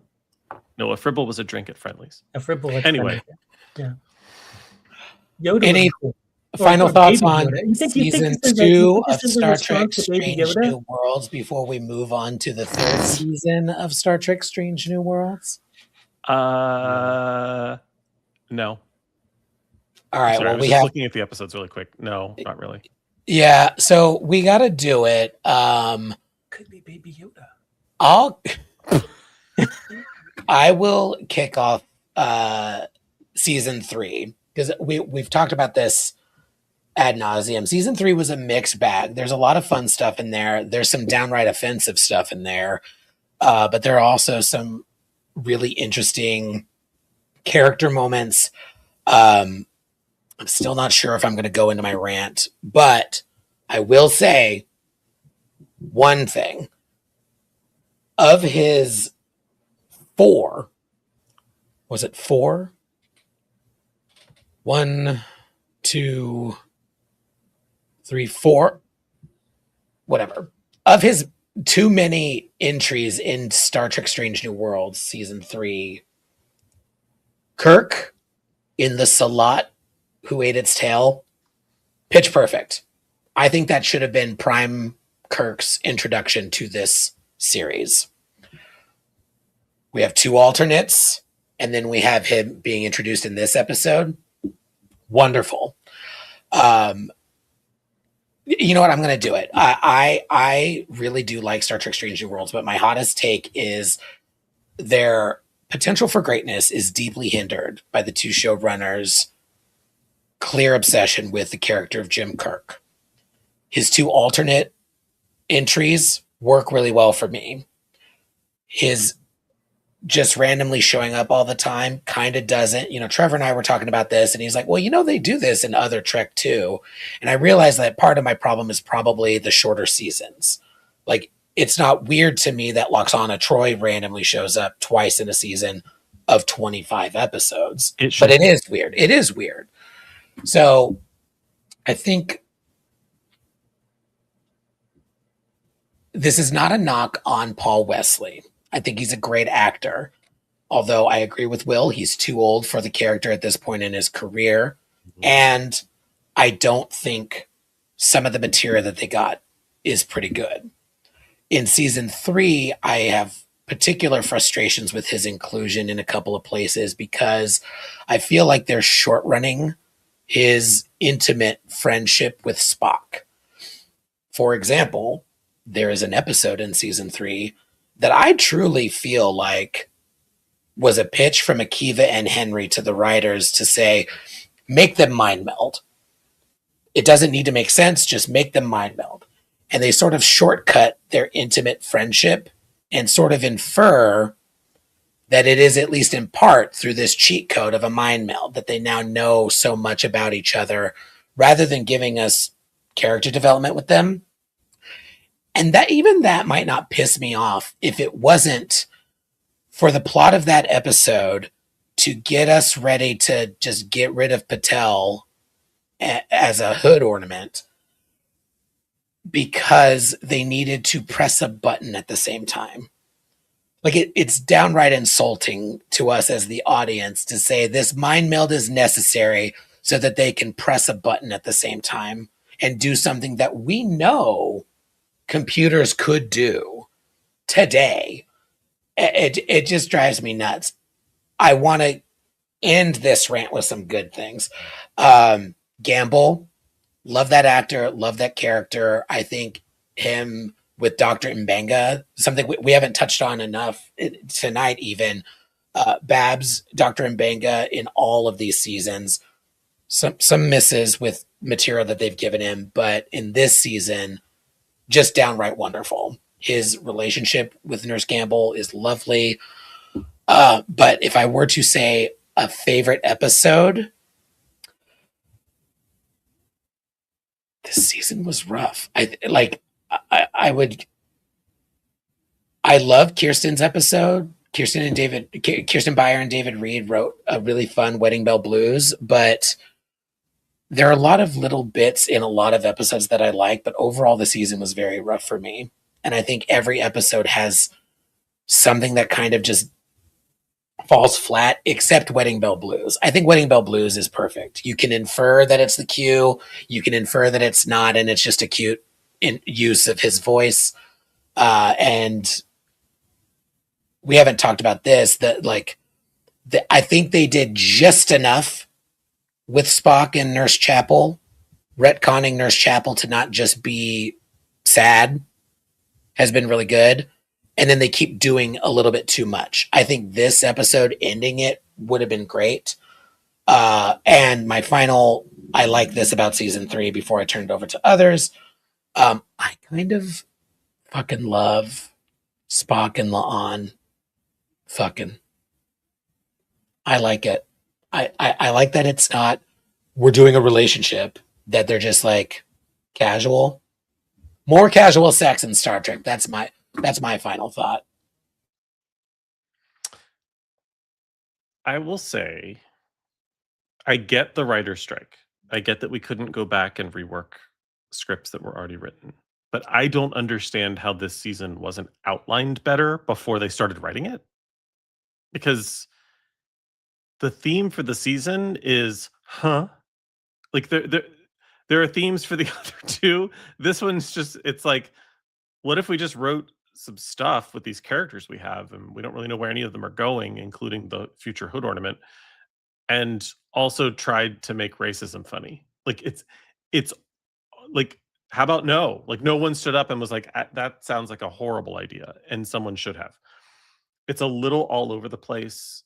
It's disjointed in a way that I didn't appreciate just as a fan of the show. I'm like, I show up to this show that is executed very well on serialized themes, but episodic plots. And that's not what I'm getting, because that just didn't happen this season. That being said, I did enjoy Wedding Bell Blues. I particularly enjoyed, and I realize it's probably not billed as an Mbenga episode, but I love Shuttle to Kenfori for Mbenga. That to me is a much more interesting episode for him. Elysian Kingdom back in season 1 was also a great Mbenga episode that we didn't talk about, because it's weird. But it is still giving Babs some interesting material to work with. But this episode in particular, Shuttle to Kenfori, was a great episode for Babs. The rest of them, I don't know that I have a favorite in season 3. Wedding Bell Blues is fun. Also, Wham still exists, so yay. Also, Wedding Fashion. I was here for no one. They all look incredible. They all looked amazing. And John Delancey, that was cute. To your point, Stan, it could be accurately connecting these two, or it could be a fun little nod for fans. They didn't really say either way. New Life and New Civilizations was bizarre. Terrarium, I liked it better when it was Enemy Mine. 4.5 Vulcans. I don't know what pissed me off more about 4.5 Vulcans, the actual episode, or some of the reaction to the episode. Most of the reaction to the episode I completely understand. I get frustrated when people get fixated on the genetic aspect of Vulcan behavior being depicted as strictly genetic, because literally no one said that it was a genetic alteration that resulted in what we were seeing. It was this stupid Charmed ass potion. And I, as a fan of Charmed, I'm telling you, that was a fucking potion. That wasn't a drug. That wasn't a chemical. It was a potion that turned them into Vulcans. It's fitting too, because it was co-written by Henry Alonso Myers, who of course worked on Charmed. Yes, which is an amazing series, by the way. That being said, 90% of the criticism I agree with. I just got really frustrated with folks that fixated on genetics because they were using the term incorrectly, and that just irritates me. The Sellout Who Ate Its Tail was fun, but a little too much like a comic book came to life. What is Starfleet? Making Beto a horrible journalist was certainly a choice, particularly in a time when journalism is frequently under attack, and terrible documentary was weird. Space Adventure Hour, I have feelings about that aren't as negative as everyone else, but sure, I get it. And Hegemony Part 2 was another horrible two-parter. So yeah, anyway, my favorite of all of that is Wedding Bell Blues, because it was the most fun, and it was the most not out of. It didn't take me out of Strange New Worlds. It was a good episode of Strange New Worlds, and for season 3, it was my favorite. Not because Kirsten wrote it, but I'm sure the fact that she did, and she's a friend of the show, and we love her. There's probably reasons why we feel that way, and some of those reasons came through in this episode. It was fun, and it had that vibe to it, so I dug it. But anyway, talk about rambling. So can I say, Strange New Worlds, and I know for a fact they're going to continue to do this in season 4, which they should not do. Stop picking up the original series plot lines. Stop doing it. Get your own stuff. I don't want to see Metrons, and I don't want to see Trelane, and I don't want to. You see, just get your own thing. A galaxy is gigantic, right? And we know that they're gonna be continuing to pick at the original series in season 4.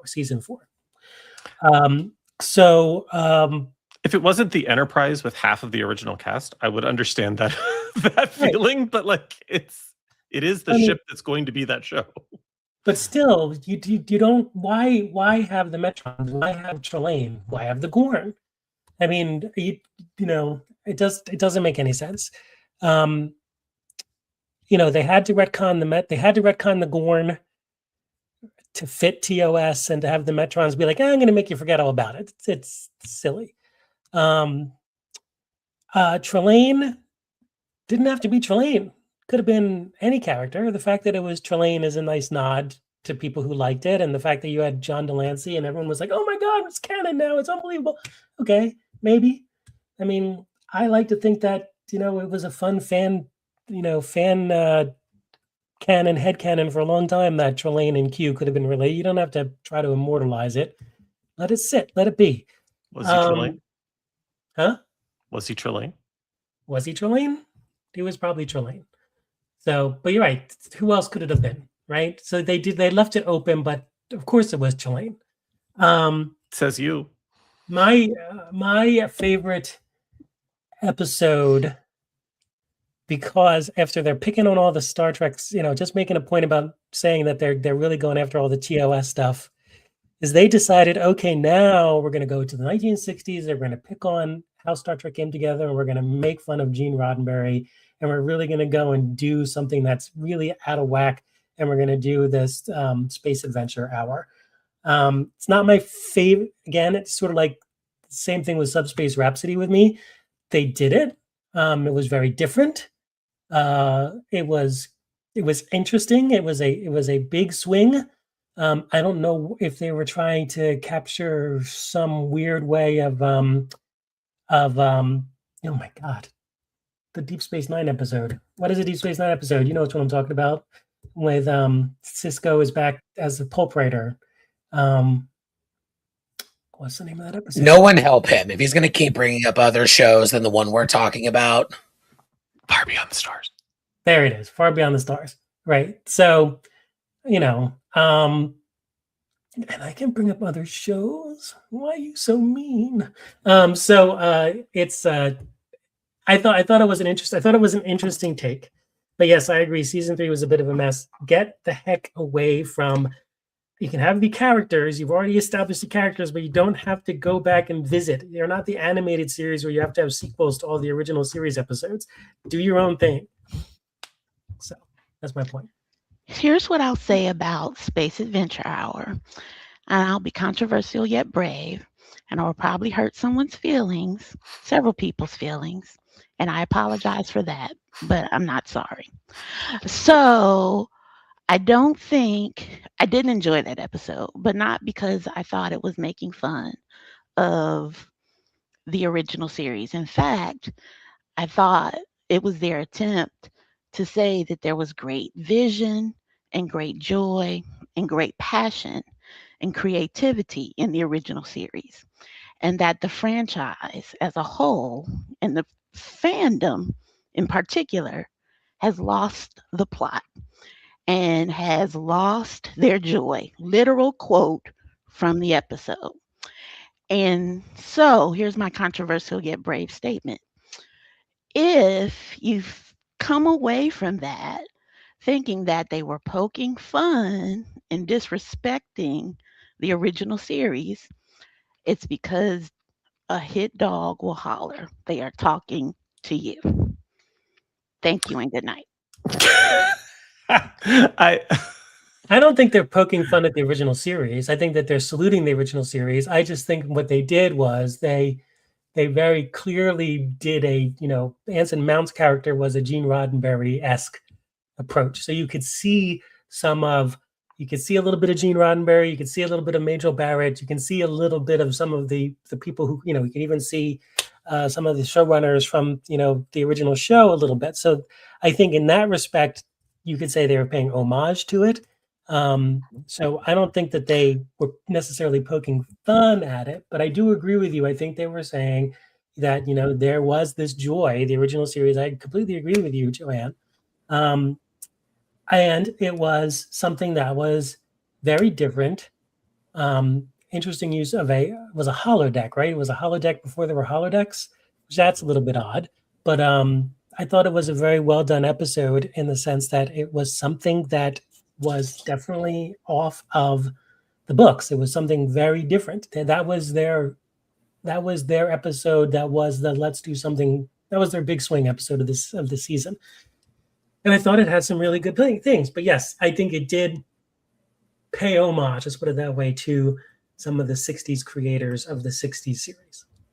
It also did a nice job, in my opinion, of not glossing over some of the more problematic aspects of some of these people that were being mirrored by these characters.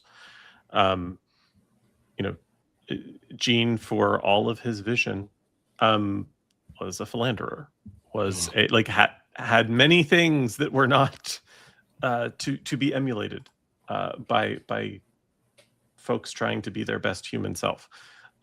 So I appreciated it for its timeliness. I appreciated it for its creativity. I appreciated it for, we're going to do a holodeck episode and we're just going to wave it away and say it's a test of a holodeck, and wouldn't it be neat if we had this one day, but we can't because it doesn't work because whatever.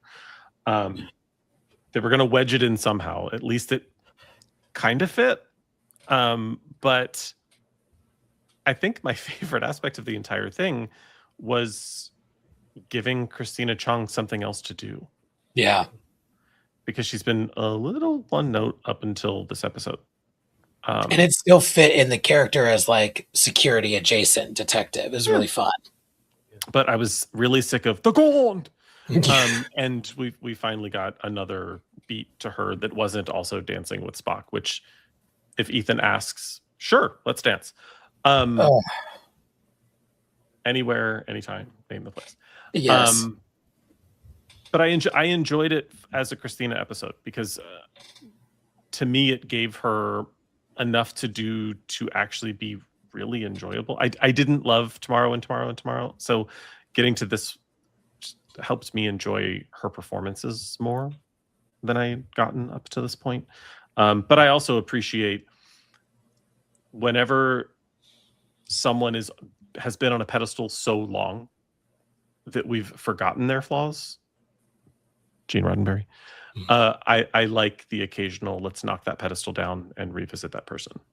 Because just because they're people that we idolize, or just because they're people that did wonderful things, doesn't mean they aren't three-dimensional people, which frankly is something that Battlestar Galactica always got right and Star Trek always struggles with. The three-dimensionality of our heroes is not always looked at fairly. So yeah, Will and I talked about it on Monday because of certain passings of certain human beings in real life recently. Like the notion of not speaking ill of the dead is not one that I fall into. I think we should speak truthfully.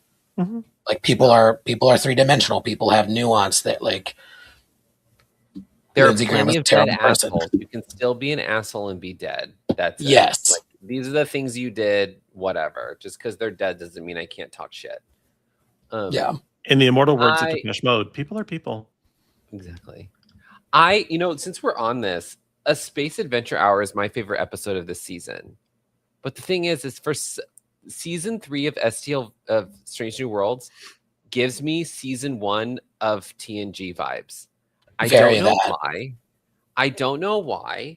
There's like because I have synesthesia, so like I see, like my senses blur, so like I like colors and sounds and things like they intermix with each other. So like this episode, it has the same colors and texture as TNG season 1. And it's weird because it's season 3 and it's like, you shouldn't be doing this. Like in season 1 is such a home run in terms of like every episode is really tight. They all do something. I think it's a good 10 episode run. You know, there's always a dud here or there, but like it's a good run. This season is just kind of like, it's like going to someone's house and then you're driving on a side street and just keep hitting speed bumps. It's like, oh, this is good. And now it's a lot of this. It's like this season is weird. It's like the whole season is built up to how do we get rid of Batel, which is ridiculous. Yes. The whole season is how do we get rid of Batel? That's the question that they probably through the power of love. Apparently, you just needed a Buick the whole time for her to sit on. And like, oh, we need some alien DNA, and then whatever. It's ridiculous. I like the big concept of the overall end of this, but it was really, you could tell that the question they brought up when they started breaking the season was how do we get rid of Batel? The whole season is built around that, and you know it from the start. We need more room for Kirk, so get rid of her. Don't even. But A Space Adventure Hour is like an interesting. I like that it is trying to. I like when a show is combative with its fans. I'll say that. And I like when they go, this is the shit you're doing, because it brings me back. While I don't think Star Trek would ever be this daring unless we were running it or I was in charge of something. This is going to be a weird way of doing this. And I know we're approaching 2 hours, but I need to get the story out. So if anyone's ever watched the anime series Neon Genesis Evangelion, the series ended in a way that fans did not like. And then Hideki Anno, while there was production of this movie already happening, that was kind of like the wrap up of the series. He decided at one point because they received bomb threats, they received death threats. The people who worked on the show, like there was a point where he went, "You're the problem." Like he held up a mirror. Like there's a point in a movie where, in this movie that's animated beautifully, by the way, that there's like a point where he filmed an audience screening. He filmed people doing stuff. I think a space adventure hour goes, because I don't think Star Trek would ever be as bold to like hold that mirror up and go, look at yourself. I think they're kind of like, you should look here. Look at that mirror. You should look at this. Because it's weird that this episode came out kind of around from my recollection, that it came out around the time of the Section 31 bullshit. So like, well, I think it was still in that atmosphere. And it coming out at that time, I think is timely because it looks at the role of Star Trek not as like a series, but its role in like pop culture, its role as a morality tale, and like what it goes, this was created by a guy. You know what I mean? Like it points something at it, was like, I think you're all taking this a little too seriously. Like watching it again, I went, oh, we're taking it a little too watching it going, oh yeah, it's some guy who wrote a show about a spaceship in the 60s that with a dude who fucks green women. Like it's like, okay, like that's a very like poor distillation of the original series, but like I like this episode because I think it's the one time I feel like they wanted to be really bold in how they look at the fandom, because 60 years on, I think the fandom needs to look at themselves and go, are we the problem at this point? Yes. Because I don't think we were at the franchise's first kind of pause. But I think we're at fault the second time. Yes. Because we all went, yes, we want Star Trek back. And then some people but not went, that, no, not like this that. one, not that one, not this one, not this. When you talked about a different series having a finale that fans reacted negatively to, and I'm like, fans have reacted negatively to finales of Star Trek episodes or Star Trek series. And I'm like, remember the season or series finale of TOS? Because there wasn't one. There was just a last episode. Like it just ended. So like, be happy you got a fucking finale. Just because it didn't end the way you imagined it to end. Kind of like lots of these other complaints about different, like it. I wanted Discovery, but not like that. I wanted an animated show, but not so irreverent. I wanted this, but not like that. It's the lack of gratitude for the fact that this franchise we love still exists can be infuriating. It doesn't mean that it's any of it's above critique. It's all ripe for critique. But yeah, like, that's what we do. That's what we do. Yeah, but we're not tearing it down. We're talking about how we love it. Correct. We go, oh, this like I think season 3 of this season is fine. I think compared to the other 2 seasons, I think it's a miss, and I think it's a victim of its own storytelling, but it's not bad. I mean, it's the way the fans react to it. It's the way the fans react to it because it's all about like I think. The fandom has become its own worst enemy. And I think the internet feeds into that, unfortunately. But I think people lack the nuance to go, I love this thing, but I want to critique it. Yeah. Because people look at that and they go, oh, well, you hate this. And I went, well, no, because I don't accept something wholesale does not mean I hate it. But I love the thing. I just want it to be better. And I'm allowed to have an opinion on something without it completely changing my opinion of the thing as a whole. And I think that's the thing that we miss in the franchise because people go, well, you hate this. You have to hate it. And that means all of this is bad. And I'm like, well, that's ridiculous. Why would I throw the baby out with the bathwater? The baby's fine. The bathwater's fine. Get rid of the baby. But like, Gross. Always. The baby goes, the bathwater stays. Well, I get right out. That's what I like about this episode because it's as bold as I think the franchise is willing to do. If I was directed this episode, I would have made sure everyone's fucking Alexas and smartphones turned on and we saw them on screen going, you're the fucking problem. Hello? I want to pick up. There's something that I want to pick up on from what you said because I think you're right about that episode in particular. Because there were two things that I thought on my first watch that were kind of a knock. Number one was, why is this thing on the ship? Like, Space is at a premium on these ships. Put it on a starbase. I get that they need to have the malfunction, whatever. It's pedantic bullshit, but it bothered me.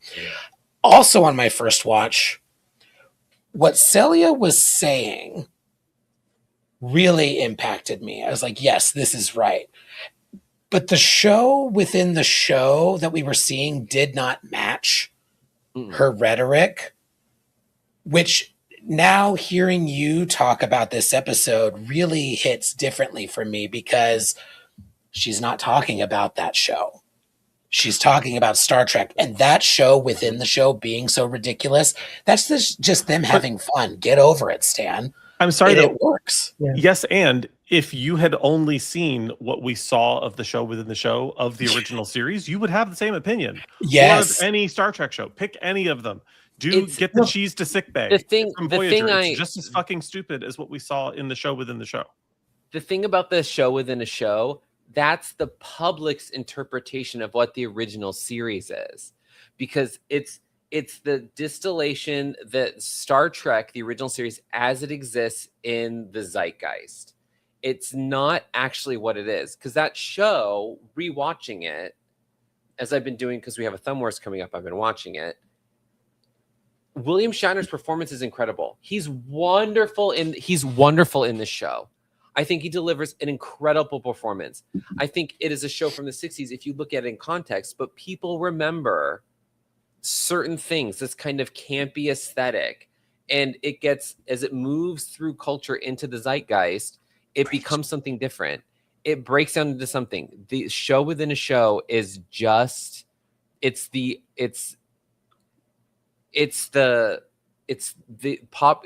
our collective consciousness's interpretation of what the original series is. And I think it does it well, because it's like cardboard sets, aliens standing over here, but that's not really what it is. Rewatching, you go, oh, this isn't, the quality of this is like pretty good for a show of the 60s that had a shiny buffalo nickel to produce 20 episodes of a TV Are you show. watching the original effects?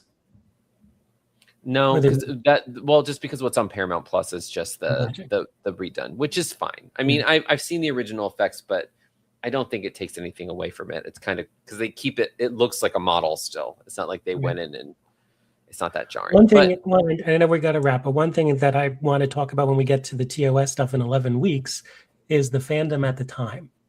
Because the fandom at the time of the original series was very, very different than the fandom now. Mm-hmm. And so that's a tease. What?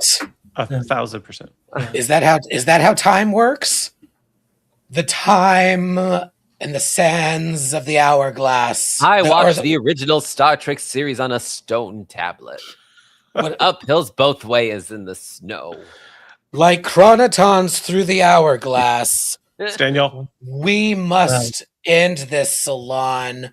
Get excited for more discussion like this, because it's going to be happening starting next week with, I want to say, Valis Mariners. Sure. I don't know how it's pronounced. We'll find out next week, maybe, if they say the episode title in the show. Are they doing 2 next week? We are doing just 1 next week. Okay. So get excited. Trevor, can you do me a favor? Sure.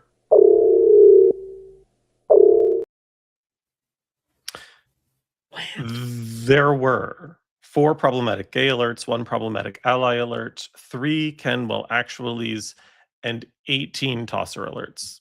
I just went with it. That's a spitball of a number, but there it is. I gave 1,701 bonus points to Ken for not throwing himself down Ethan Peck's elevator shaft. I gave 500 bonus points to Will for managing the monumental task of both disagreeing with me and still being right. And I gave 69 million bonus points to Joanne for peaking Pike's Peak.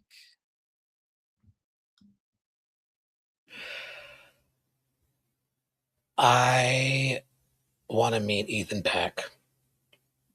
Whatever. We're done. I'm just very focused on that. Y'all, thank you so much for joining us. We will be back next week at 6:30 p.m. Pacific to talk about the first episode of Star Trek Strange New Worlds Season 4. But if you're thinking, man, I really want more Salon before then, on Monday, Will and I will be jaunting back over to the Delta Quadrant, playing Star Trek Voyager Across the Unknown. We haven't killed a main character in a few weeks, so we'll try. There's time. We're due. Like and subscribe. We are at Salon Trek everywhere but Instagram, where we are at the Salon Trek. Do us a favor and comment on these, reply in social media, and until next week, live long and prosper. All hands abandon ship. Proceed to the nearest evacuation zone immediately.